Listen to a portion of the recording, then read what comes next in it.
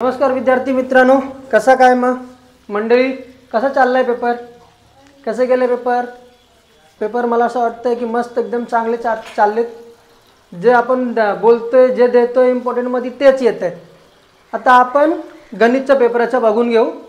गणितच्या पेपरमध्ये बघा विद्यार्थी मित्रांनो, क्वेश्चन नंबर 4 प्रश्न क्रमांक नंबर 4 किती मार्काला येईल तुम्हाला? 8 मार्काचा. आणि ह्याच्यात तुम्हाला कोणतेही 2 करायचे असतील, कोणतेही 2. बरोबर आहे. एकदम साधा सोपा सिंपल फंड आहे. क्वेश्चन नंबर 4 मधून तुम्हाला 2 करायचे 8 मार्काचा. ते मी तुम्हाला आता जे पेपर बनवून मी टाकणार आहे विद्यार्थी मित्रांनो, ते करून जावा. त्यातूनच तुम्हाला हे 2 प्रश्न भेटणार. फॉर्म्युला तेच असेल. एक फॉर्म्युला मी तुम्हाला सॉल्व करून देणार आहे, एक प्रश्न. त्याच्यात फक्त तुम्ही फॉर्म्युला पाठ करून घ्या. पद्धत सेम असेल. तसा प्रश्न विचारला ना की सेम पद्धतीने करायचं आहे. आता क्वेश्चन नंबर 3 बरोबर आहे. आणि क्वेश्चन नंबर 4चा ए 8 मार्काचा असेल. क्वेश्चन नंबर 4चा बी तुम्हाला 3 मार्कामध्ये भेटेल. तो तुम्हाला हेड टेल नाणं फेकायचं माहिती आहे, तिथून एक प्रश्न विचारणार. इथं क्वेश्चन नंबर 3 पण तुम्हाला 6 मार्काला विचारणार. हेही तुम्हाला एकदम सोपा प्रश्न येईल, लक्षात ठेवा. इथून तुम्हाला 6 मार्क भेटणार.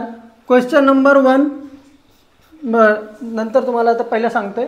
क्वेश्चन नंबर 1 प्रश्न क्रमांक नंबर 1 ते लक्षात ठेवा. त्यात तुम्हाला फक्त 1 मार्काचे प्रश्न, जे सांगतोय त्याच हिशोबाने करून जावा, तसंच भेटेल. तेच प्रश्न येणार, फक्त अंक इकडे तिकडे असेल. प्रयत्न करतोय, तुम्ही पण प्रयत्न करा, चांगल्या पद्धतीने अभ्यास करा. मग आज तुम्हाला मी मॅथ्सचा इम्पॉर्टंट आता पुढे देणार आहे. पेपरमध्ये जे पेपर देतोय ते तुम्ही सॉल्व करा आणि होप पेपर तुमचा चांगला जाईल. चांगल्या पद्धतीने तुम्ही पेपर लिहा. आणि मॅथ्स असा सब्जेक्ट आहे ना विद्यार्थी मित्रांनो, त्यात तुम्ही पूर्णपैकी पूर्ण मार्क घेऊ शकता. मग लक्षात ठेवा की फॉर्म्युला जे तुम्ही लिहिताय, मेन वस्तू, समजा की कुठला तुम्ही फॉर्म्युला लिहिला, समजा की हा SN वाला फॉर्म्युला लिहिला तुम्ही, बरोबर आहे, n/2 पुढचा XYZ.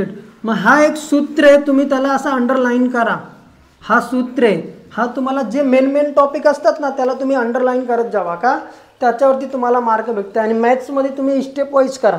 एक स्टेप नंतर दुसरा, नंतर तिसरा, नंतर चौथा, त्याच्याच वरती तुम्हाला मार्क भेटणार आहे. ऑल दी बेस्ट विद्यार्थी मित्रांनो. आता पुढे तुम्हाला जे पेपर मी देतोय, टाकतोय, ते तुम्ही सॉल्व करून घ्या. आणि विश्वास ठेवा देवावर आणि माझ्यावर की येऊ द्या तोच पेपर, त्याच्यामधलंच होऊन जाईल. आणि आय होप सो की तेच येणार. आणि तुम्ही पण होप ठेवा आणि चांगल्या पद्धतीने अभ्यास करा. फक्त इम्पॉर्टंटवर ते अवलंबून राहू नका. इम्पॉर्टंट फक्त पासिंग मार्क्सपर्यंत, जे पोरं पास नाही होत त्याच्यासाठीच असतं. जर तुम्हाला टॉप करायचे, 80च्या वर, 90च्या वर घेऊन जायचे स्वतःला, तर पूर्ण करून जावा. पूर्ण तुम्ही पाठ करून जावा, काहीच सोडू नका. आणि सर्वात सोपं सिंपल नाणेचे प्रश्न एक पण सोडू नका. एकदम सोपा सिंपल आहे. ओके. बाकी जे सांगतोय ते तुम्ही करून